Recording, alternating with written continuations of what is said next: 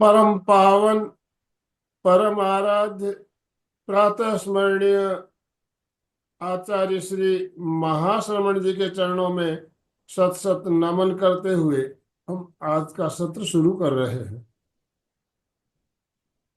त्रिपदी वंदना। वंदे हर।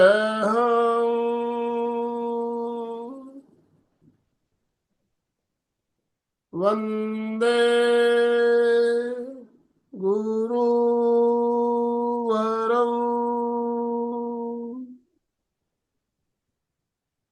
वंदे सच्चं।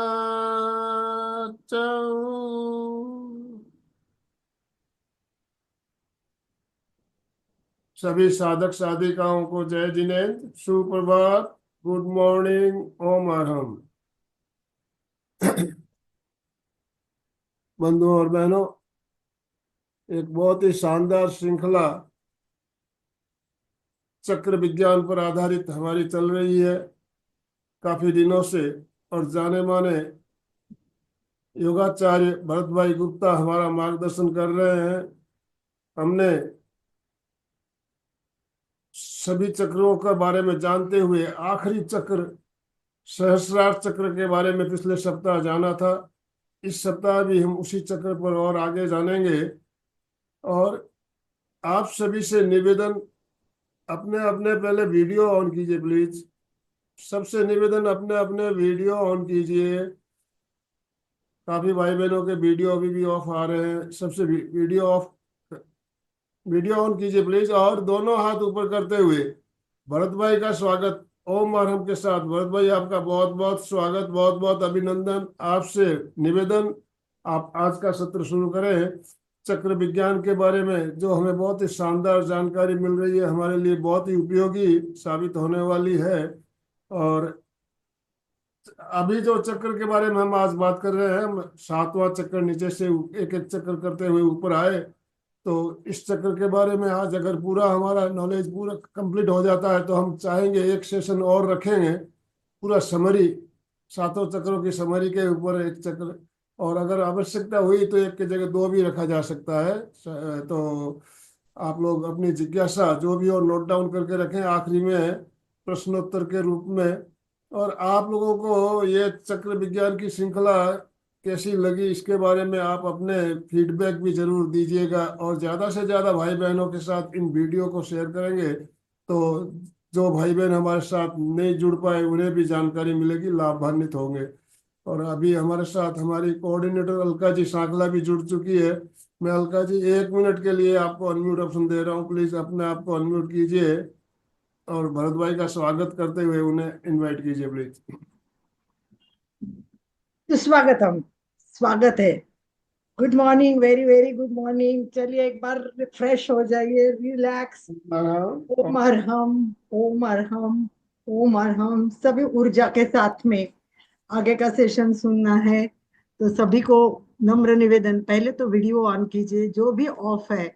अगर आपके smiley face के साथ पुष्पा जी, शशि जी, अक्षय जी, दौलत भैया जो भी जुड़े, first of all smiley face सबके यस, इसमें दिखने यस, चाहिए। यस। यस, और फिर स्वागत आप कर रहे हैं या नहीं पता चलेगा। आपने नहीं भी वीडियो ऑन किया तो भी you are most welcome and always welcome. Thank you Bobby Raut, Sangeeta, Shashi ji जो आप वीडियो ऑन कर रहे हैं, रिएक्शन एक्शन दे रहे हो, एक्शन को reaction, smiley face, wow. Thank you, that's the great of you. सभी हमारे श्रावक बहुत, श्रोता बहुत ही सिंसियर है, बहुत ही इंटरेस्ट लेने वाले और बहुत नॉलेजेबल है, सब कुछ है।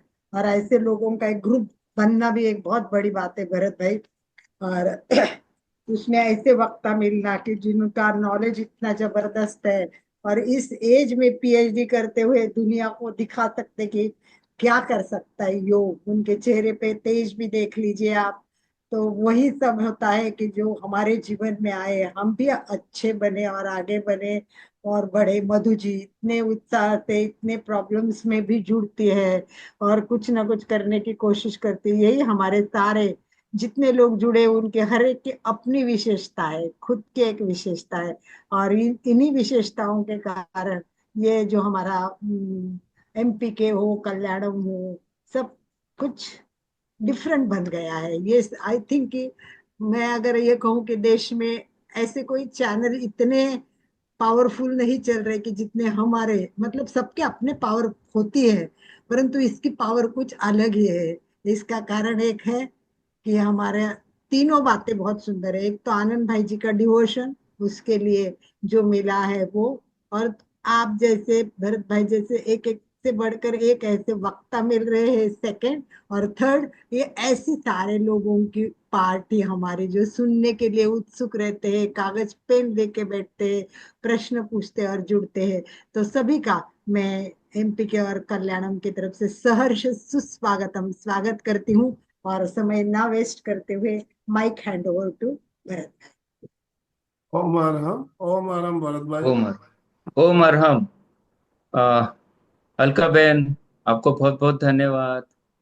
और हमारे मित्र आनंद भाई जी को तो कोटि कोटि धन्यवाद। उनके बदौलत ही हम लोग मिल सक रहे, एक दूसरे से अपने विचार आदान प्रदान कर सक रहे हैं और एक योग की मार्ग में हम लोग अग्रसर हो रहे हैं।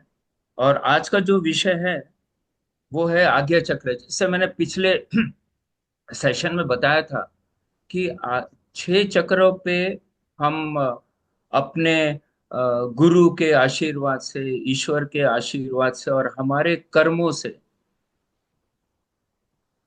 हम ये 6 चक्रों पे जागरूकता बढ़ा सकते हैं, अपने चक्रों को एक्टिव कर सकते हैं। और physical, mental, spiritual, social, emotional, जितने में हमारे अ, व्याधियां हैं, हम बोलेंगे इम्बैलेंसेस, उसको हम बैलेंस कर सकते हैं। पर जो सहस्त्रार चक्र है उसकी एक विशेषता है, इसको बोलते हैं किंग ऑफ किंग। तो यहाँ पर हम लोग के जो कर्म है वो यहाँ पे शास्त्रों के अनुसार यहाँ पे कर्म ज्यादा महत्व नहीं रखते हैं। यहाँ पे रखता है कि हमारे जो पूर्व जन्म के कर्म, अर्थात हमारे प्रारब्ध, ईश्वर का आशीर्वाद और गुरु का आशीर्वाद, ये तीन चीज अगर कंबाइंड हो जाती है और वो 1000, जैसे हमने बताया, तो फ्रीक्वेंसी वहां तक हम पहुंच जाते हैं आज्ञा चक्र में, तो फिर ईश्वर के आशीर्वाद और हमारा प्रारब्ध और गुरु के आशीर्वाद से हम सहस्त्रार चक्र को हासिल कर सकते हैं।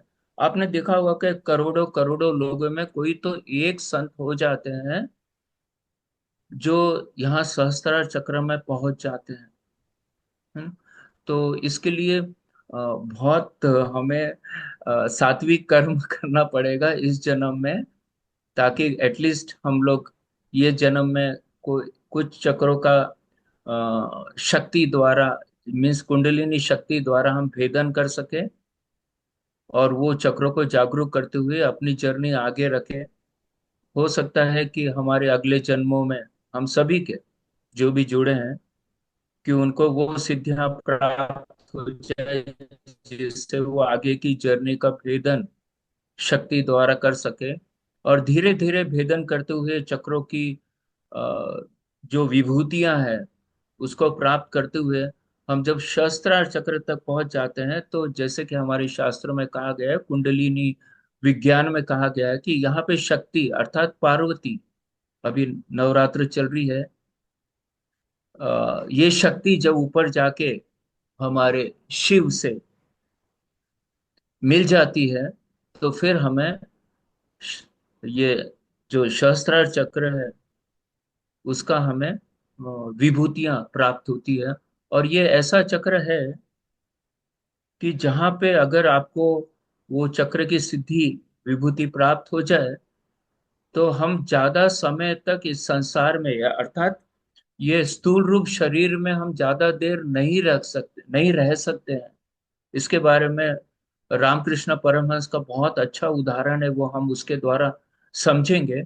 फिर आज हम अपना जो, भले मैंने आपको बताया कि हमारे कर्म यहाँ पे ज्यादा मदद नहीं करते हैं, फिर भी हमें अपने कर्म तो करना ही है, क्योंकि वैसे भी गीता ने गीता में श्री कृष्ण भगवान अर्जुन के द्वारा हम सभी को बोल रहे हैं कि आपको कर्म करते रहना है। तो हमने पिछले जो शनिवार को था, यहाँ पे हमने समाप्त की थी हमारा सेशन। तो आप देख रहे हैं कि यहाँ पे एक प्रकार का दिव्य नशा। तो बाकी के फिजिकल वर्ल्ड में भी हमें अलग अलग प्रकार का नशा होता है, और यहाँ पे है दिव्य नशा। इसके बारे में हम वही, जैसा आपको बताया कि रामकृष्ण परमहंस का जो दिव्य नशा है, तो उनके गुरु जो तोतापरी थे उन्होंने कैसे उसको दूर किया, है ना। तो इसके बारे में चर्चा करेंगे। तो जैसा मैंने आपको बताया कि यहाँ पे एक भरपूर नशा नशा यानी डोंट थिंक इन द ये मटेरियलिस्टिक जो हमारे नशा होता है, ये अलग प्रकार का होता है। ये आध्यात्मिकता का एक ईश्वर को जो प्राप्त कर लेते हैं, कि वह ईश्वर के करीब जो पहुंच जाते हैं, वो एक अलग आनंद होता है। अगर नशा ये वर्ड आपको अगर बुरा लगता है तो इसको हटा दीजिए। एक ब्लिसफुल हैप्पीनेस जिसे हम सत्य चित्त आनंद, ऐसे आनंद का जब अनुभव हो जाता है, तो जैसे मैंने आपको बताया कि यहाँ पे जब सत्यचित आनंद अर्थात हमारे ईश्वर से कनेक्ट हो जाता है, क्योंकि हम प्यूरिफाई हो जाते हैं, तो फिर हमारा जो शरीर है वो ज्यादा समय तक फिर इस संसार में रहने लायक नहीं हो जाता है। तो इसको एक उदाहरण के तौर पे समझते हैं। रामकृष्ण परमहंस तो सभी को पता है, जो विवेकानंद को जिन्होंने इस संसार के सामने प्रस्तुत किया। ऐसे गुरु रामकृष्ण परमहंस जैसे अगर जीवनी पढ़ते हैं, तो वो देवी की पूजा में इतने मग्न हो जाते थे कि उनको सत्यचित आनंद का अनुभव होने लगता है। और फिर उस समय वो पूरी तरह से उसमें समाधि में चले जाते थे। ठीक है। तो ये जैसे अब इसके बारे में काफी बातें बताई है इसमें, कि बहुत शानदार अवस्था है। ये तो अनुभव होने के बाद ही हमें समझेगा, है ना। और बार बार बता रहे हैं कि वो लंबे समय तक इस संसार में फिर नहीं रह सकते हैं। तो उनके जो गुरु थे तोतापरी, और उन्होंने जब देखा कि रामकृष्ण का परमहंस का अभी इस संसार में काफी उन्हें योगदान देना है, उनके द्वारा समाज को और आध्यात्मिकता की ओर लेके जाना है। तो तोतापरी ने जो उनके गुरु थे, उन्होंने उनको उस उस समाधि अवस्था से निकालने के लिए उन्होंने एक प्रयोग किया। पहले तो उन्होंने रामकृष्ण परमहंस को बताया कि आप मन ही मन अंदर सोचो ऐसा कि हम देवी देवी के जो आप चले जाते हैं समाधि में, उससे बाहर निकले। पर वो निकल नहीं सक रहे थे, काफी उन्होंने प्रयत्न किया। तो फिर उन्होंने एक मार्ग अपनाया।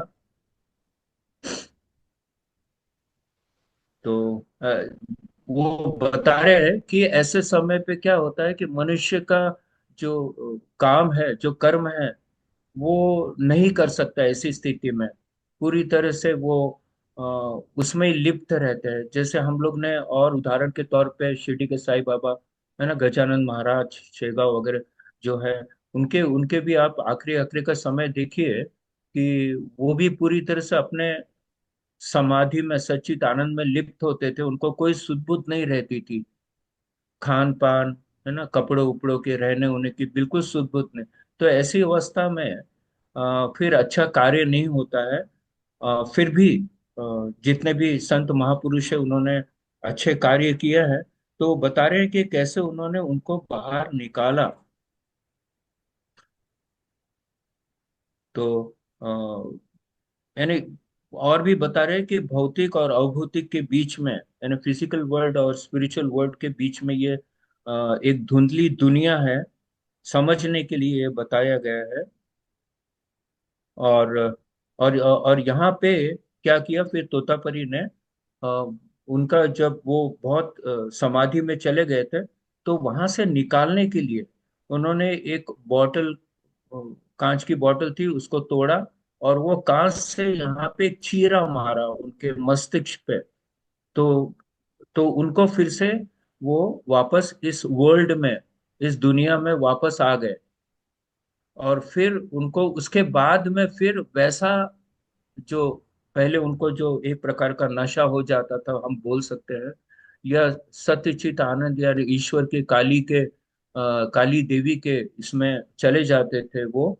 तो वो उससे फिर वो उसके बाद में अपने समय अनुसार वो रहते थे और फिर बाहर निकल जाते थे। तो तोतापुरी ने उनको इस वो धुंधली दुनिया से निकाल के हमारे जो वास्तविक दुनिया है जहाँ पे वो कर्म कर सकते हैं, वैसे दुनिया में उनको लाके खड़ा किया। तो हम देख रहे हैं कि सहस्त्रार चक्र बहुत ही अलग प्रकार का है। और इसमें हम पूरी तरह से ईश्वर के समीप पहुंच जाते हैं। अब यहाँ पे तो ये आध्यात्मिकता को समाप्त करने के बाद में थोड़ा सा हम फिजिकल वर्ल्ड में आ जाते हैं। एनाटॉमी और फिजियोलॉजी देखते हैं वो चक्र का। तो काफी इसमें डिस्क्रिप्शन दिया है ना। चक्र का पोजीशन कहाँ है, उसका एनाटॉमिकल लिंकिंग क्या है, डिवाइन प्रिंसिपल्स क्या है, प्राइम उसके फंक्शंस क्या है, पेटल्स के नंबर क्या है, फिजिकल कंट्रोल्स क्या है, सेंस ऑफ प्रॉपर्टीज क्या है ना। फिर उसकी जगह कहाँ पे है, उसका कलर क्या है। तो कलर में जैसे मैंने पिछली बार आपको बताया था कि दो कलर का अलग अलग ऋषि मुनियों उन्होंने जिन्होंने इसको शास्त्र साक्षात्कार किया है, उनके अलग अलग, किसी को पर्पल वहां पे कलर का अनुभव हुआ, किसी को सफेद कलर का अनुभव हुआ। जो आर्मोथेरेपी जो करते हैं, जैसे विदेशों में इसके बारे में काफी महत्व दिया जाता है कि आर्मोथेरेपी द्वारा हम चक्र को कैसे उसको एक्टिव कर सकते हैं। फिर सेंस है यहाँ पे ब्लिस, जो मैंने आपको बताया था कि सच्चित आनंद, ब्लिसफुल हैप्पीनेस। फ्रेगनेंस बताया है लोटस फ्लावर का, है ना। धातु बताया है गोल्ड। एलिमेंट बताया है यूनिवर्स, क्योंकि यहाँ तो पांच तत्व तो हमारे विशुद्धि चक्र में ही समाप्त हो जाते हैं, है ना। और हमने आज्ञा चक्र में देखा था कि उसका जो था वो एनर्जी थी, अर्थात रोशनी थी, अर्थात लाइट था। और इसमें हम देखते हैं कि यूनिवर्स से कनेक्शन हो जाता है उस योगी का। और इसका शेप जो है वो हाफ स्फेयर है। और म्यूजिक, जितने भी हम राग वगैरह जो क्लासिकल गाने सुनते हैं, वो भी उससे भी इसको मदद मिलती है। उसके बाद में जेम्स जो अंगूठी पहनना पसंद करते हैं, उनके लिए बताया कौन सा स्टोन पहनना चाहिए। इथरिक ऑयल, जैसे आर्मोथेरेपी है वैसे ही इथरिक ऑयल अगर हम लोग यूज करते हैं, प्लैनेट्स है यूनिवर्स, पूरे के पूरे जो यूनिवर्स में प्लैनेट्स सब उसमें आ जाते हैं। जो एस्ट्रोलॉजी और न्यूमरोलॉजी में विश्वास करते हैं उनके लिए कुंभ राशि और 12th हाउस बताया गया है। सिंबॉलिक, इसका सिंबॉलिक ईगल बताया है, जो कि गरुड़ हम बोलते हैं विष्णु भगवान, उनके जो जिस पे बैठते थे, तो उस पे तो क्वालिटीज, इसकी सबसे बड़ी क्वालिटीज है कि फॉरगिवनेस। तो अगर हमें फॉरगिवनेस नहीं है तो कभी भी हम सहस्त्र चक्र तक नहीं पहुंच सकते हैं। और फॉरगिवनेस यानी लोगों को माफ करना, ये बहुत बड़ी क्वालिटी है। और ये जो साहसी लोग होते हैं ना, वही लोग फॉरगिव कर सकते हैं, अर्थात माफ कर सकते हैं। जिन्होंने भी आपके प्रति कोई अन्याय किया है ना, तो वो उनके संस्कार के अनुसार, उनके अज्ञानता वश, उनके कर्मों अनुसार, उनके प्रारब्ध अनुसार, शायद पिछले जन्मों में हमारा उनका कुछ रह गया होगा। तो बहुत सारे इसमें फैक्टर्स है। तो हमने ये नहीं सोचना चाहिए कि इन्होंने हमारा बुरा किया। ऑन द कॉन्ट्ररी, हमने ईश्वर को धन्यवाद देना चाहिए कि जो भी हमारा प्रारब्ध में हिसाब बचा था वो आपने समाप्त कर दिया है। और दूसरा, इनको बहुत अच्छी सुबुद्धि दे, है ना। और तीसरा, कि अगर हमसे कोई चूक हो गई है तो हम उसे दुरुस्त करें। तो फॉरगिवनेस, ये क्वालिटी हमारे मूल आधार चक्र से ही हमने शुरुआत कर देनी चाहिए, ताकि फिर हमें सहस्त्रार चक्र तक जर्नी हमें आसान हो जाए। फिर ये दोनों के लिए लागू है पोलैरिटी। फिर मंत्र जैसे बताया, हम जो करेंगे अभी लास्ट में, तो ओम का दीर्घ ओम का उच्चारण करेंगे। अभी हम देखते हैं कि सहस्त्र चक्र वीक होने का क्या कारण है। तो इसमें हम देखते हैं कि जो आध्यात्मिक मिसकंसेप्शंस है, जो आदि कालों से कुछ मिसकंसेप्शन है, अगर हम लोग इंडियन फिलोसॉफी की बात करें तो वो ईश्वर को मानते ही नहीं। तो इस प्रकार के जो मिसकंसेप्शन है, वो उससे भी हमारा सहस्त्र चक्र जागरूक नहीं हो सकता है।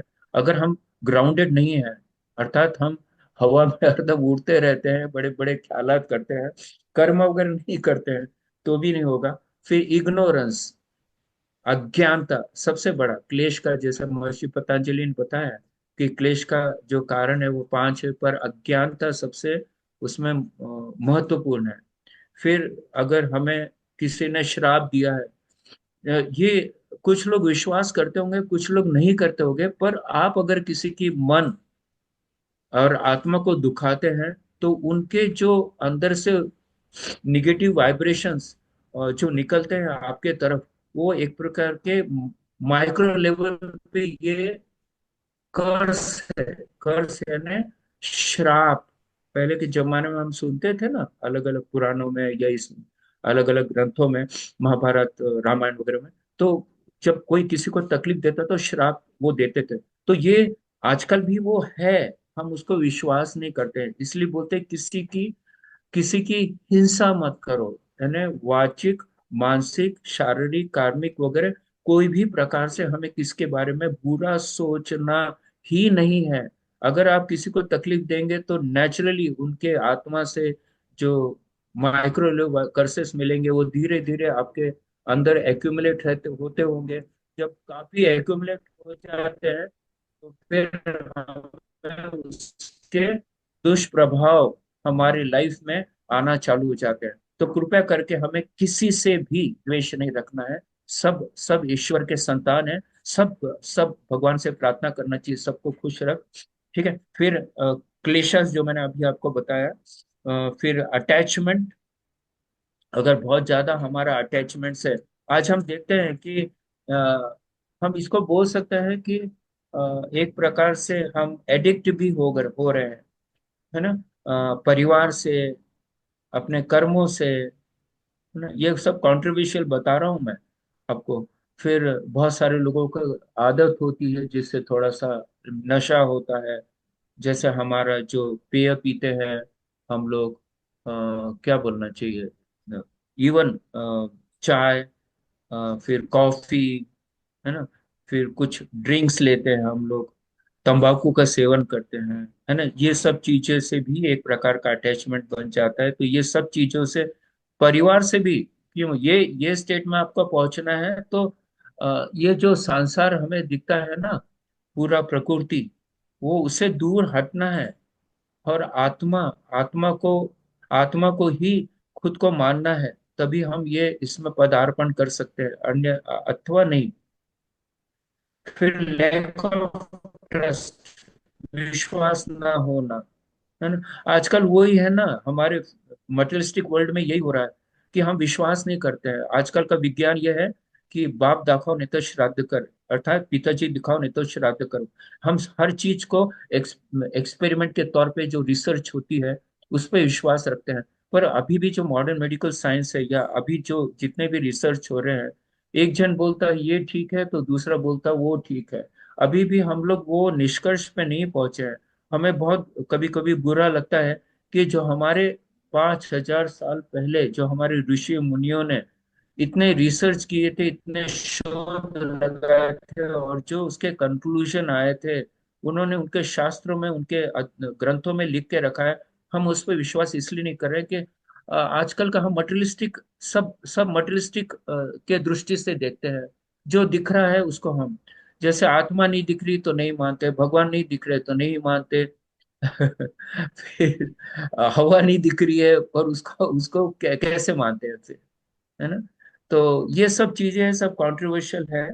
फिर इगोइस्टिक अप्रोच टूवर्ड्स लाइफ, मैं ही हूँ, मैं ही सब कुछ कर सकता हूँ, ये जब अहम आ जाता है ना, तो हमारा फिर डाउनफॉल हो जाता है। फिर विवेक की, विवेक नहीं है, हमें ज्ञान नहीं है, तो भी हम ये चक्र के जर्नी में जा ही नहीं सकते हैं। अच्छा क्या है, बुरा क्या है, जब तक हम ये जानेंगे नहीं। और ये हमारे सभी धर्म, हमारे सभी शास्त्र, ये सब हमें सिखाते हैं। फिर अब चलते हैं आगे कि अगर ये एक्टिव नहीं होता है हमारा सहस्त्रार चक्र, तो हमें कौन कौन से प्रकार की डिजीज, फिजिकल डिजीज और मानसिक बीमारियां अर्थात इमोशनल डिजीज कौन कौन सी हो सकती है। हम लोग देख रहे हैं कि ये इतना, और ये आपको हमने बताया, ये जितने भी डिजीज है ना, वो ओवरलैपिंग है, क्योंकि हमारे चक्र काफी नजदीक नजदीक होते हैं, तो ओवरलैपिंग हो सकते हैं। तो कोई बात नहीं, हमें ये देखना है कि हमें कोई डिजीज हो ना, इसलिए चक्र विज्ञान को ज्यादा महत्व दिया। और चक्र विज्ञान, सिर्फ चक्र विज्ञान से आप चाहेंगे कि मैं ये सब चीजें हासिल कर सकूं, तो वो भी गलत हो जाएगा, है ना। ये तो एक मेथड बताया आपको ये सब बीमारियों से दूर रहने का, और ईश्वर को कैसे प्राप्त करने का। पर बहुत सारी इसमें बेसिक हमारा जो फाउंडेशन है ना, वो काफी महत्वपूर्ण है, जैसे यम नियम, है ना। अहिंसा, सत्य, अस्तेय, ब्रह्मचर्य, अपरिग्रह, शौच, संतोष, तप, स्वाध्याय, ईश्वर प्रणिधान, जो कि सभी धर्मों में दिया। अगर हम उसका पालन करेंगे, तो हमें ये सब चीजें, हम चक्र में आगे बढ़ सकते हैं, अन्यथा नहीं बढ़ सकते। आप कितने भी कोशिश करेंगे, इसमें जो बताया है, जितने भी चक्र अभी हम लोग के हो गए हैं, आप कितने भी कोशिश करेंगे, आपको नहीं मिलेंगी सफलता। क्योंकि हमारा खान पान, आचार विचार, रहन सहन जितने भी है, वो मटेरियलिस्टिक नहीं होना चाहिए, पूरी तरह आध्यात्मिक होना चाहिए। हमारे ग्रंथों के अनुसार, हमारे धर्म के अनुसार, हमारे धर्म गुरु के अनुसार, ईश्वर ने जो कहा गया, इवन हमारी जो आत्मा जो कहती है। देखिए, हम जब कोई भी गलत करते हैं, तो इमीडिएट हमारी अंदर से आत्मा बोलती है कि नहीं, ये गलत है ना। तो और जब हम अच्छा कार्य करते हैं, तो अंदर से हमें ब्लेसिंग्स मिलता है। तो जब तक हम इसको नहीं जानेंगे ना, तो ये कोई भी हम सफलता प्राप्त नहीं कर सकते हैं। फिर ये इमोशनल डिजीज देखिए, है ना। चलिए आगे बढ़ते हैं। अब हाउ टू बैलेंस, अब ये भी बहुत महत्वपूर्ण अध्याय है ना। हम लोग देख रहे हैं कि भले हमने आपको शुरुआत में बताया कि ये पूरी तरह से हमारे कर्मों पे डिपेंड नहीं है ना, फिर भी है ना, ये सब करेंगे तो आपको डेफिनेटली उसका बेनिफिट तो मिलेगा।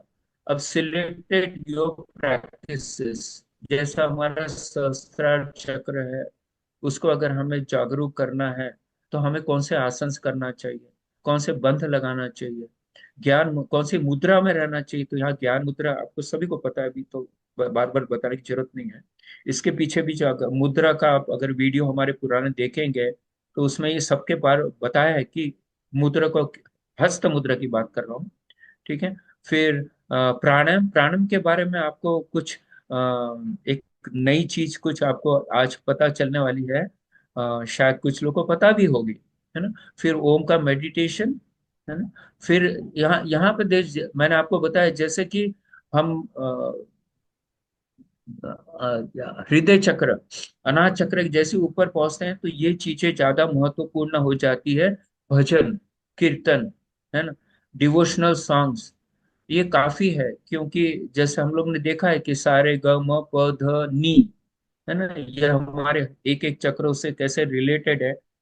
तो भजन या सिंगिंग या ईश्वर की आराधना, हम देखते हैं कि सभी धर्मों में, है ना, भजन को ज्यादा महत्वपूर्ण दिया गया है, क्योंकि ये डायरेक्टली आपकी आत्मा आत्मा को परमात्मा से जोड़ती है ना, आपको ये सब फिजिकल वर्ल्ड से दूर लेके जाती है।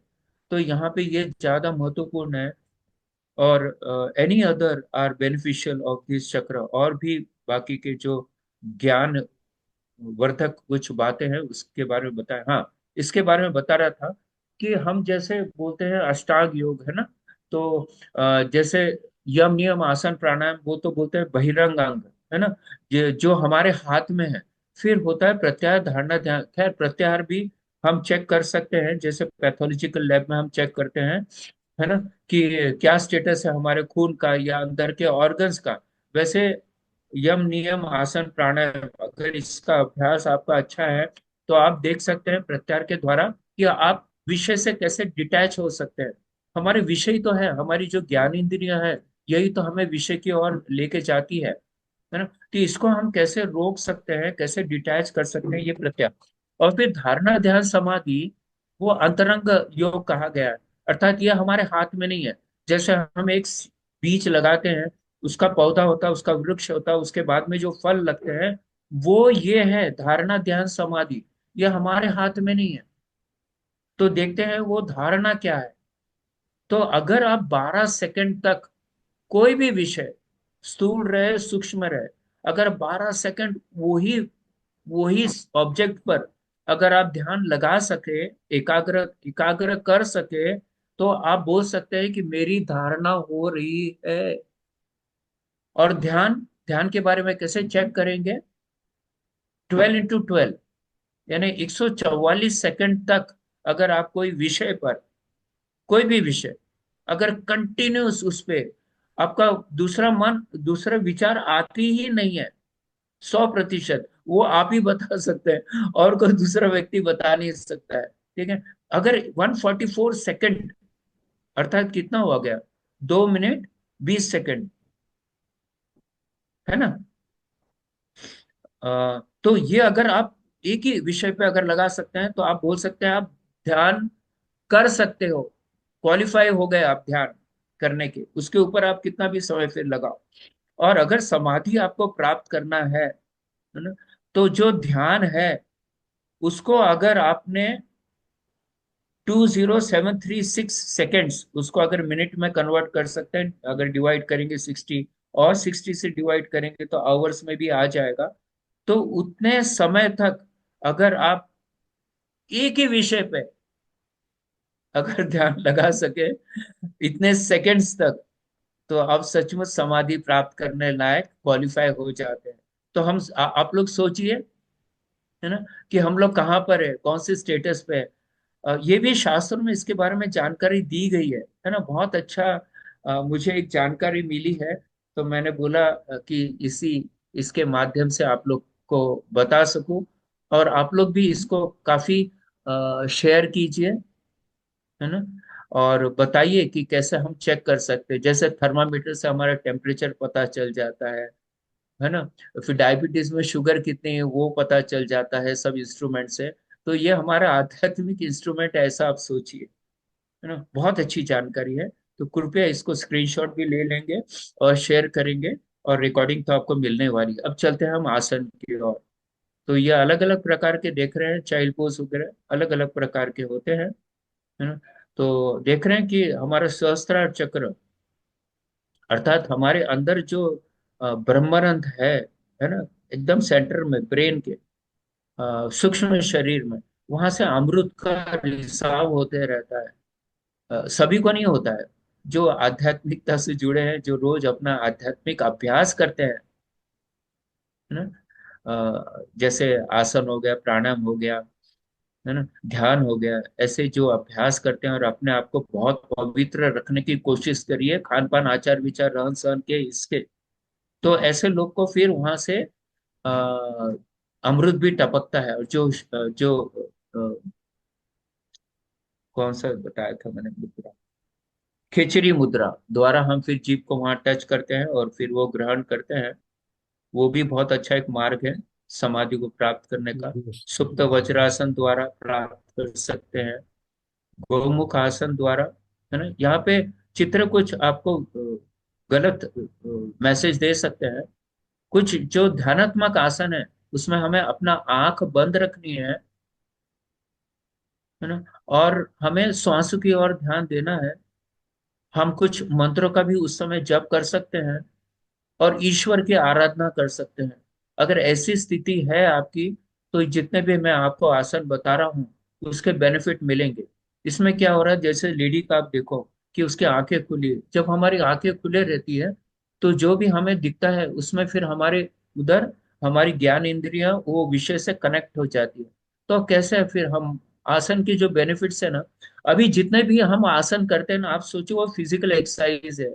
और अगर हम सोचेंगे कि हमें उसको आसन के जो शास्त्रों में बेनिफिट्स लिखा है वो हमें मिलना चाहिए, बिल्कुल नहीं मिलेगा, बिल्कुल भी नहीं मिलेगा। ये सिर्फ फिजिकल एक्सरसाइज ही रहेगी। तो समझो, आसन और फिजिकल एक्सरसाइज में क्या फर्क है। एक्चुअली ये जो अष्टांग योग जो बताया है ना, यम नियम आसन प्राणायाम प्रत्याहार धारणा ध्यान समाधि, it's a purification process of your physical body, mental body and spiritual body. ये याद रखो, ये प्यूरिफाइंग प्रोसेस है। हम उसको फिजिकल एक्सरसाइज में यम नियम का कोई पालन करता नहीं है। हम आसन भी करते हैं तो आप देखिए, मन में अलग अलग विचार आते रहते हैं, इंद्रियां सुनने के लिए आतुर रहती है, देखने के लिए आतुर रहती है, आसन के कैसे बेनिफिट मिले, है ना। तो ये जब तक वो प्यूरिफाई नहीं होते हैं, एक अच्छे गुरु जिसको इसके बारे में पता है क्या महत्व है, तब तक आप उसके अधीनस्थ होकर नहीं सीखेंगे, तब तक कोई फायदा नहीं, कोई फायदा नहीं। We are wasting our time, our energy, our life, है ना। देखिए ये पश्चिमोत्तासन, इसमें तो इतना इतना बड़ा शास्त्र छुपा है कि हमारी जो ईड़ा पिंगली पिंगला और बीच में जो सुषुम्ना नाड़ी है, उसमें प्राण अंदर घुसता है इसमें, और ये कुंडलिनी को एक्टिवेट करता है। तो इसमें अगर हम कुछ सेकंड रुकते हैं तो कोई बेनिफिट नहीं है, इट्स ओनली फिजिकल एक्सरसाइज। यहाँ पे आपको शास्त्रों के अनुसार जितना समय दिया है ना, 3 मिनट 5 मिनट ऐसे अलग अलग शास्त्रों में लिखा है। और हमको कुछ कुछ कुछ जो हमारे इसके जो ऑर्गेनाइजेशन है योग के, यहाँ पे 20-20 मिनट 25-25 मिनट 30-30 मिनट तक वो ये स्टेटस में रखते हैं। आप इमेजिन करिए कितनी शुद्धि होती है इसमें। तो हर एक आसन का अगर गंभीरता से और हमारे शास्त्र के अनुसार उसका अध्ययन करेंगे और उसका पालन करेंगे, तो डेफिनेटली जो शास्त्रों में लिखा है कि आपको वो मिलेगा ही, डेफिनेट, है ना। हलासन, फिर ये भी बताया है कि इसमें हमारा, हाँ, हमारा फिजिकल बॉडी, मेंटल बॉडी और स्पिरिचुअल बॉडी तीनों का तालमेल बैठता है, एकाग्रता बढ़ती है, उसके लिए बताया है। ये हेड स्टैंड है ना, शीर्षासन, देखिए, रेबिट पोज, अलग अलग है। अभी विदेश में पढ़ाते हैं इसलिए अलग अलग उनके अनुसार भी रखना पड़ता है, अलग अलग लोग ने। हमारे जो शास्त्रों में जो आसन का फिगर देखते हैं, चित्र देखते हैं, उससे वो लोग काफी एक्सपेरिमेंट करते रहते हैं। ठीक है, शवासन तो सबसे अच्छा है, बोलते हैं ना, आसनों का राजा। पर यहाँ पे भी हमारा मन में तो विचार चलते रहते, चंचलता चलते रहती है ना। तो कोई फायदा नहीं है। तो हमें वो स्टेट में पहुंचना है। मेरा आपसे यही अनुरोध है कि ये जो चक्रों के माध्यम से मैं जो आपको बताना चाहता हूँ कि हमें पूरी तरह से पवित्रता लानी है। हमने जैसे देखा ना, 396 फ्रीक्वेंसी से हम बढ़ते बढ़ते बढ़ते आज 963 फ्रीक्वेंसी पे पहुंच गए। तो हम अपने आप को शुद्ध कर रहे हैं चक्र के माध्यम से, आप अष्टांग माध्यम से, कोई अलग अलग योग के माध्यम से, जैसे भक्ति योग हो गया, मंत्र योग हो गया, ध्यान योग हो गया, कर्म योग हो गया, अलग अलग मार्गों से भी आप जाके ये स्थिति प्राप्त कर सकते हैं, है ना। अब मीराबाई को, संत कबीर को, बहुत सारे ऐसे लोग हैं जिन्होंने भक्ति योग से ईश्वर की प्राप्ति करी है ना। उनको भी समाधि प्राप्ति, उनको भी कैवल्य मुक्ति प्राप्त हुई है। तो हम अलग अलग माध्यम से, हमें खुद चुनाव करना है। हमें, इसलिए मैं बोलता हूँ, अपने अंदर जो ईश्वर ने आपको एक प्लस पॉइंट दिया है, इसलिए आप यूनिक है, वो ढूंढो और उस मार्ग से आगे बढ़ोगे, तो आपको डेफिनेटली आप ईश्वर के करीब उनको अचीव कर सकते हो, पहुंच सकते हो।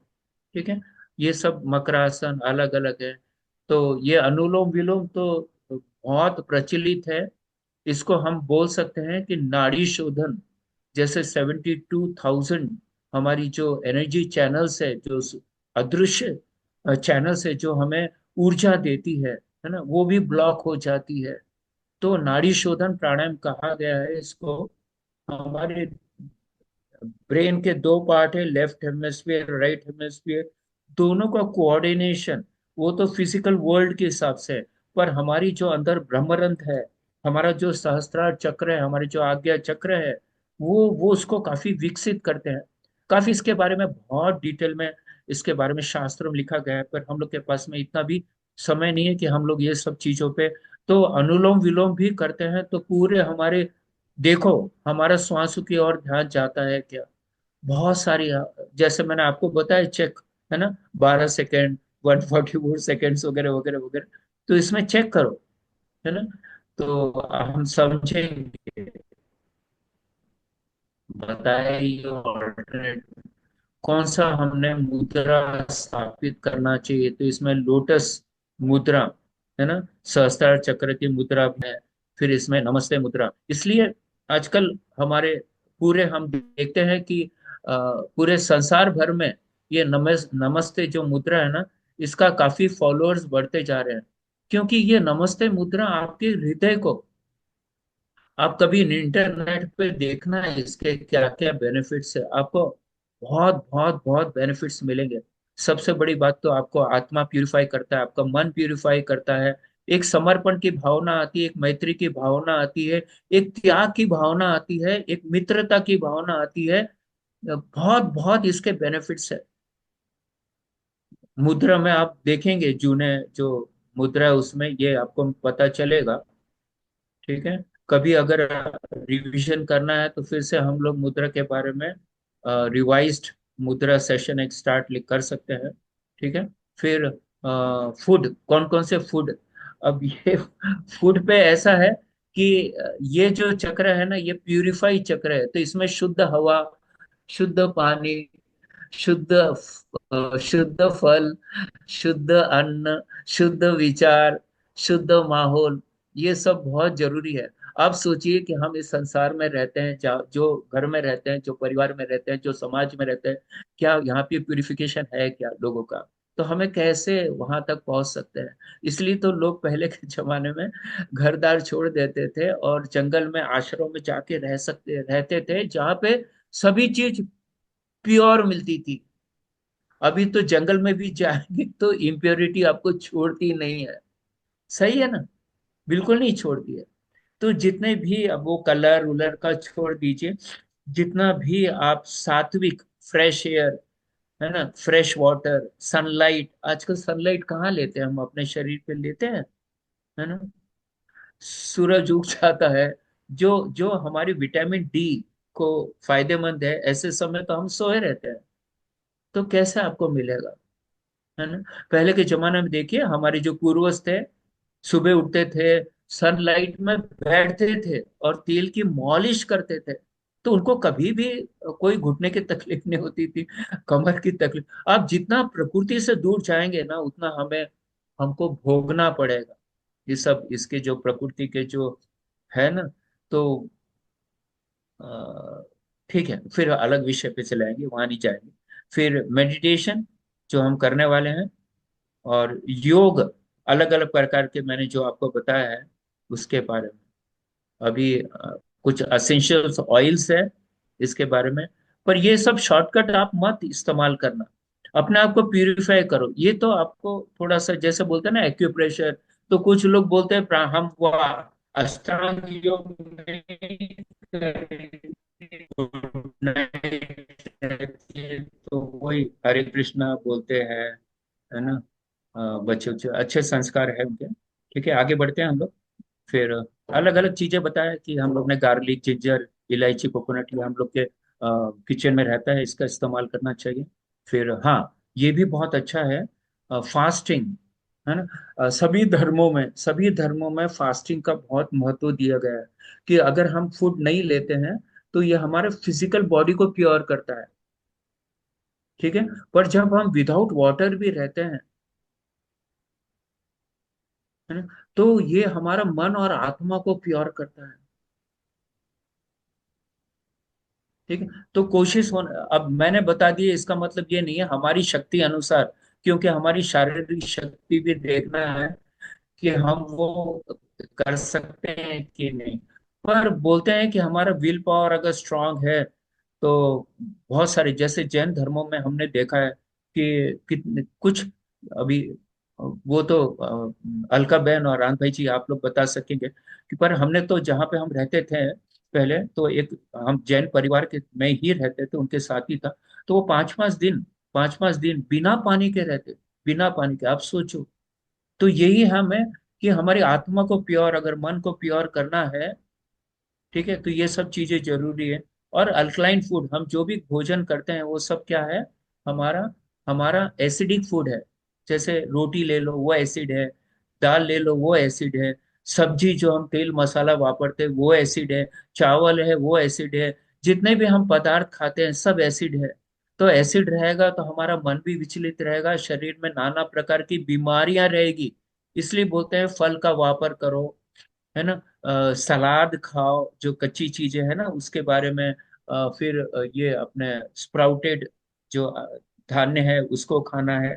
ऐसे जो चीजें है उसका, वो अल्कलाइन देती है। इवन दूध हमारा एसिडिक है ना, पर जब छाछ हम लेते हैं तो वो अल्कलाइन होता है। ऐसे बहुत सारी चीजें हैं। शायद इसका भी मेरा कोई एक वीडियो होगा कैलोरी मैनेजमेंट पे। अगर नहीं होगा तो एक बार हम डाइट एंड कैलोरी मैनेजमेंट पे एक अपन सेशन लेंगे। फिर हाई क्रोमियम फूड जैसे ब्रोकली हो गया, पोटैटस, ये सब मैं मटेरियलिस्टिक वर्ल्ड का बता रहा हूँ, ब्रोकली, पोटैटस, गार्लिक वगैरह। फिर लॉन्ग एंड डीप ब्रेथ होना चाहिए। फिर और सबसे प्यार करना चाहिए, सबसे प्यार करना चाहिए किसी के भी प्रति, आपके मन में अंदर से भी, मन में भी द्वेष नहीं होना चाहिए। और इसलिए फिर आप सबको, सबका ब्लेसिंग्स भी आप प्राप्त करेंगे। यही बता रहा था मैं आपको। फिजिकल बॉडी के लिए क्लीन करती है विदाउट फूड। फिर हमारा जो विदाउट वाटर है वो सोल और मन को क्लीन करती है। You enter in the state of bliss, है ना, सत्य चित आनंद जो है, वो स्टेट में आप पहुंच जाते हैं। और फिर हम सुप्रीम जो गॉड है उससे हमारा कनेक्ट हो जाता है। चलिए अभी हम लोग करते हैं मेडिटेशन 5 मिनट के लिए। और फिर 5 मिनट के लिए हम लोग आपके कुछ प्रश्न हो गए, या आपको कैसा लगा ये जो एपिसोड, जो आनंद भाई और अलका बहन की मेहनत से और राजू भाई के मेहनत से ये सब जो चल रहा है, उसके बारे में भी आप अपने विचार दे सकते हैं। तो यहाँ पे बताया है कि आप अभी तो बहुत लोग नीचे नहीं बैठ सकते हैं, तो कोई हर्ज नहीं है, आप इवन बैठ सकते हैं। पर कुछ लोग आप बोलेंगे बहुत बीमार है वो तो उठ भी नहीं सकते हैं, तो वो भी इसमें कर सकते हैं। पर आपकी सिर्फ जो स्पाइनल कॉर्ड है, मैं एडवाइज नहीं कर रहा हूँ, पर जो बीमार है अगर वो भी करना चाहते हैं, जो बेड, इसमें हमें सोचना है मैं आनंद स्वरूप आत्मा हूँ, मेरे शरीर के ऊपर पर्पल या व्हाइट कलर का एक कमल खिला हुआ है, और मेरी आत्मा आनंद से भरपूर होती जा रही है। और ईश्वर के तरफ से हम बोल सकते हैं पर्पल कलर का या व्हाइट कलर की रोशनी गिर रही है, और हमारे जो सहस्त्रार चक्र पे है, या हमारा जो ये सुपर सुपर सुपर सुपर जो कंप्यूटर है वहां पे गिर रही है। और हमारे जो फिजिकल वर्ल्ड के अनुसार अगर हम देखें तो वहां पे जितने हमारी, क्योंकि जितनी आजकल बीमारियां सब साइकोसोमेटिक है, हमारे मन से उद्भूत हुई है। और वो उसका डायरेक्ट कनेक्शन हमारा सुपर सुपर कंप्यूटर से है। तो वहां पे ईश्वर की रोशनी गिर रही है, और जितना भी वहां पे व्याधियां है ना, वो पूरी तरह समाप्त हो रही है। हमारी ऑर्गन्स की क्षमता बढ़ रही है, और हमारा ब्रह्मरंध्र जो ग्रंथि है वो एक्टिव हो रहा है, वो अमृत का वर्षाव कर रहा है। ऐसे इस प्रकार की भावना हमें रखनी है। चलिए हम लोग अपनी आंखें बंद करते हैं, और हम ओम का उच्चारण करेंगे पहले 2 बार, फिर आप अपने बिना श्वास, यानी जो भी आपकी नॉर्मल श्वास है उसके अनुसार ही हमें अपना ओम का चैंटिंग करना है। और लंबा गहरा श्वास, लंबा सॉरी, उसको लंबा, जो ओम का चैंटिंग है उसको मकार बढ़ाना है, जैसे और ये वाइब्रेशन फील करना है। जैसे भ्रामरी में जब कान बंद कर देते हैं तो हम, हमारे ब्रेन में एक माइक्रो लेवल वाइब्रेशन होता है, इसलिए बोलते हैं भ्रामरी सबसे अच्छा उपाय है हमारे मन को, हमारी जो स्ट्रेस है उसको पूरी तरह से समझेंगे। पहले 2 बार साथ में करेंगे, लेंगे लंबी गहरी सांस, अम,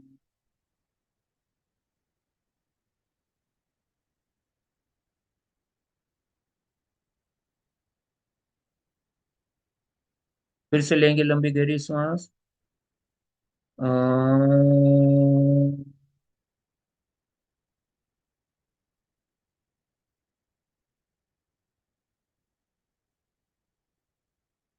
आप अपनी क्षमता अनुसार करो अब। हम्म, हम्म,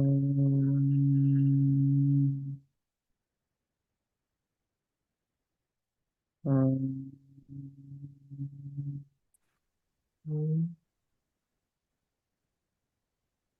हम्म।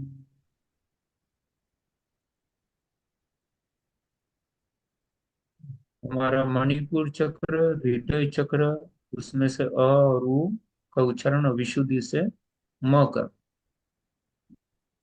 भाई स्लाइड हटा दीजिए प्लीज। करते रहिए।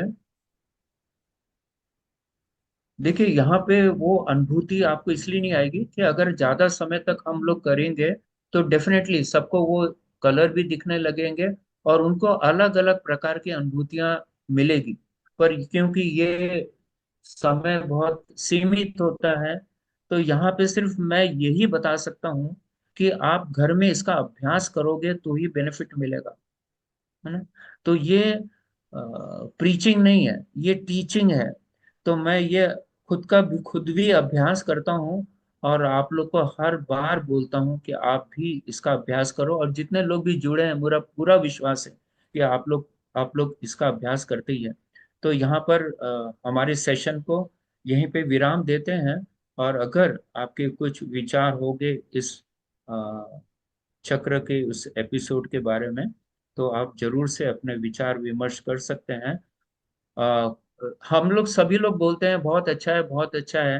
पर हम लोग ये चाहते हैं, जो ऑर्गेनाइजर है और हम खुद, कि आप कुछ कमियां बताएं ताकि कुछ इम्प्रूवमेंट कर सके, है ना। ताकि हम लोग को इम्प्रूवमेंट करते रहना है ना। सक्सेस बोलते हैं ना, success is a continuous process. आप ये नहीं बोल सकते कि मैंने ये अचीव कर लिया, बिल्कुल नहीं, इट्स ए कंटिन्यूअस प्रोसेस। तो आप खुद भी कीजिए। कुछ कमियां हैं तो बताइए, कुछ अच्छा दिखता है तो भी बताइए मोटिवेशन के लिए। चलिए, आनंद भाई जी को और अलका बहन को हम माइक सुपुर्द ओम करते हैं। अरहम। बहुत सुंदर तरीके से हमने सहस्त्रार चक्र के बारे में जाना। अशोक भाई साहब ने पूछा है कि एकाग्रता की कमी होती है तो बढ़ाने का तरीका, तो भाई देखो, practice makes man perfect. Ashok भाई के आंसर के हिसाब में आप सभी को अनुरोध करना चाहूंगा कि आप प्रैक्टिस करते रहो ना। मन को बांधना तो हमारे हाथ में है और किसी के हाथ में नहीं है ना। जी। सात्विक भोजन करो, सात्विक विचार करो, और मन को बांधने के लिए रोज प्रयत्न करो। जितना ज्यादा समय देगे ना, धीरे धीरे मन आपका गुलाम हो जाएगा। देखिए, हमारे प्रेक्षा ध्यान में सहस्त्रार चक्र को ज्ञान केंद्र के नाम दिया गया है। तो इसमें ज्ञान केंद्र यानी हमारे बुद्धि का विकास, ज्ञान का विकास। तो ज्ञान का इसके साथ क्या रिलेशन है? भाई ज्ञान ही तो है यहाँ पर जो है। ज्ञान आने से ही तो आप ईश्वर से जुड़ सकते हैं, है ना। और वहीं से ज्ञान आने के बाद में हमें समझेगा कि इसका महत्व क्या है, चक्रों का महत्व क्या है। तो इसलिए तो इसको ज्ञान केंद्र कहा गया है। कि ज्ञान, देखो, दो प्रकार की ज्ञान है, एक अपरा और एक परा, है ना। अभी हम जो ज्ञान हासिल कर रहे हैं वो अपरा है, अर्थात मटेरियलिस्टिक जो अचीवमेंट, उसके लिए हम ज्ञान। पर जो सच्चा ज्ञान है वो तो ईश्वरी ज्ञान है, वो परा ज्ञान है। जिसने वो ज्ञान जान लिया कि मैं आत्मा हूं और मैं ईश्वर का अंश हूं और मुझे ईश्वर के पास जाना है। ये जो ज्ञान है ये परा ज्ञान है, और इससे ही हमारा सहस्त्रार चक्र जागरूक होकर हम ईश्वर से जुड़ सकते हैं। बबीता जी, ठीक है। मनोज ने hand raise किया। बबीता जी, अनम्यूट कीजिए अपने आप को। बबीता जी। यस। जी जय जिनेन्द्र। हाँ जी जय जिनेन्द्र। जय चिन्ह। आ रही आवाज, आवाज बोलिए। आई? आ रही आवाज आवाज है। आई। आई? आ रही है। हाँ जी। सर हम लोग विशुद्धि चक्र पर ध्यान करते हैं गले में। फुल। हम्म। हाँ हाँ। तो इसका ध्यान हमें कहाँ से करना चाहिए? खाली ऊपर से करना चाहिए या अंदर से? कहाँ से करना चाहिए डेफिनेटली विशुद्धि ध्यान चक्र जो का होता ध्यान? है अंदर से ही होगा ना बहन जी। कोई भी ध्यान जो कैसे है कैसे? ध्यान है अंदर से होगा, हमारे विशुद्धि चक्र पे आपको ध्यान लगाना है। अदृश्य है ना विशुद्धि चक्र, आपको दिखता है क्या? किसी को नहीं। नहीं दिख सकता ना, तो उस पे ध्यान लगाना है। फिजिकल वर्ल्ड के अनुसार तो उसका बताया लोकेशन यहाँ पे, और वो रीढ़ की हड्डी में होती है ना, यहाँ पर उसके पीछे। तो वहां पे आपको अंदर से ये जितना भी ध्यान है, मैंने आपको बताया कि ये इंटरनल हो सकता है, ये सूक्ष्म शरीर के द्वारा ही हम इसको हासिल कर सकते हैं। ठीक है। सर इसका थोड़ा सा प्रोसेस बताएंगे आप? 1 मिनट टाइम देंगे? कैसे, मतलब कैसे, कहाँ से ऐसे? मैं यहाँ पे देखती हूँ, इसके अलावा कुछ और बता सकते हैं? मैं यही बता सकता हूँ कि हमारा जो विशुद्धि चक्र अंदर है, उसका आप देखिए, उसका रूप देखिए, है ना, 16 पंखुड़ी है उसकी। और जो बताया वहां पे उसको इमेजिन कीजिए और उस पर ध्यान कीजिए। आप वो विशुद्धि चक्र का वो निकालेंगे ना वीडियो, उसमें देखेंगे तो आपको पता चलेगा। कीजिए, मैं और समझ रहा हूँ आप क्या पूछना चाहते हैं, क्या समझना चाहते हैं। हाँ पर जी। आप कोशिश करेंगे तो वो फिर ध्यान आपका सूक्ष्म शरीर के जो चक्र है उस पे आपका लगना चालू हो जाएगा।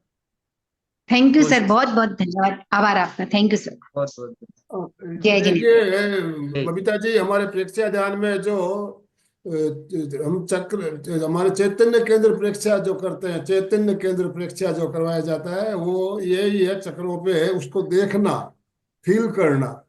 केवल चक्रों पे जो अनुभूति होती है उसको फील करना, वहां जो वाइब्रेशन प्रकम्पन हो रहे हैं उनको फील करना। तो चैतन्य केंद्र जितने भी है हमारे, सब जैसे आगे भरत भाई ने बताया, हमारे सुषुम्ना से जुड़े हुए हैं। तो वहां तक हमें पहुंचना है, तो हम रेगुलर अभ्यास करेंगे तो जिसकी अनुभूति हमें जरूर होगी। सुषुम्ना नाड़ी के अंदर है ये सब चक्र। Thank yes. Thank you sir, प्रणाम। प्रणाम सर, ओम थैंक यू। अर्हम। तो प्रणाम। अभी प्रणाम समापन ओम। पे चलेंगे भरत भाई, टाइम काफी हो चुका है आज। तो हम चाहेंगे इसके अभी 1 या 2 सेशन हम और लें, ताकि जो भी बातें हम अधूरी, जो जिज्ञासा है, कुछ प्रश्न है तो भी लेंगे, और सातों चक्रों के ऊपर एक फिर वापस हम पूरा समरी लेते हुए एक सेशन कम अगले शनिवार को रखना चाहेंगे। आनंद तो भाई जी, आनंद जी भाई जी, मैं थोड़ा सा हस्तक्षेप करना चाहूंगा कि समरी लेना पॉसिबल नहीं है, क्योंकि जिनको भी जो चक्र के बारे में जानकारी लेना है वो तो वो वीडियो ऑन करके ही उनको वीडियो ऑन करके मिलेगा। ले सकते हैं, ले हाँ, सकते हैं, ये लेकिन अभी ये हो सकता है कि ध्यान जो हमारा चक्र मेडिटेशन है, या जो भी हम लोग प्रोसेस किए हैं, उसके physical benefits, materialistic benefits, emotional benefits, scientific benefits, ये हम उसमें ले सकते हैं, ताकि लोगों को विश्वास हो कि हमारा जो न्यूरॉन फायरिंग है, न्यूरॉन प्लास्टिसिटी, अभी जो मॉडर्न जो शब्द है, जो साइंस है, उसके बारे में लोगों को बता सके, ताकि उनकी जो विश्वास है वो बढ़ सके, वो कर जी सकते हैं। एक ऐसा हम प्रैक्टिकल ले सकते हैं जिसमें हम एक एक चक्र पे बिल्कुल रंग के बिल्कुल। साथ, बीज मंत्र के साथ प्रैक्टिकल बिल्कुल सातों चक्रों का मिला के, पॉसिबल। जैसे अब तक जरूर सातों से। चक्रों पे बीज मंत्रों के साथ, उस कलर के साथ ध्यान करें तो बहुत अच्छा सुझाव प्रैक्टिकली। है, और जरूर से लेंगे, बहुत अच्छा सुझाव है, जरूर से लेंगे। ओम अरहम। तो ओम। समापन की ओर चलेंगे अशोक जी। जय जिनेन्द्र। जय आज जय। भरत भाई से हमने जाना, आध्यात्मिकता को वैज्ञानिक तरीके से अगर समझेंगे तो हर किसी के गले उतर जाएगा, और उसका भरपूर प्रयास किया है। इन्हीं शुभ भावना के साथ आंखें कोमलता से बंद, हाथों को आनंद केंद्र पर जोड़ते हुए सभी मानसिक उच्चारण करेंगे। मैं चैतन्यमय हूँ, मैं चैतन्य मैं में। आनंदमय हूँ, मैं शक्तिमय हूँ, मेरे भीतर अनंत चैतन्य का, अनंत आनंद का, अनंत शक्ति का सागर लहरा रहा है। उसका साक्षात्कार करना ही मेरे जीवन का परम लक्ष्य है। हमारा दिन, आज का दिन मंगलमय हो, आनंदमय हो, शांतिमय हो। इन्हीं शुभ भावनाओं के साथ ओम शांति शांति शांति। कृतज्ञोस्मि, हम हम सब सब गुरुदेव के आभारी हैं। कृतज्ञोस्मि, हम हम सब सब गुरुदेव के आभारी हैं। कृतज्ञोस्मि। हम हम सब सब गुरुदेव के आभारी हैं। सुचेता जी स्लोगन के साथ समापन कराइए please। भरत भैया जी का सेशन बहुत सुंदर चक्रों पे उन्होंने बताया। सही में जैसे आनंद भैया ने आनंद शर्मा सर ने बताया कि हर एक चक्र पे कलर और मंत्र उच्चार ले लेना। सब एक साथ में उच्चारण करेंगे। फिटनेस का डोज, 1 घंटा हर रोज। हर रोज फिटनेस का डोज, 1 घंटा हर रोज। फिटनेस का डोज 1 घंटा एक घंटा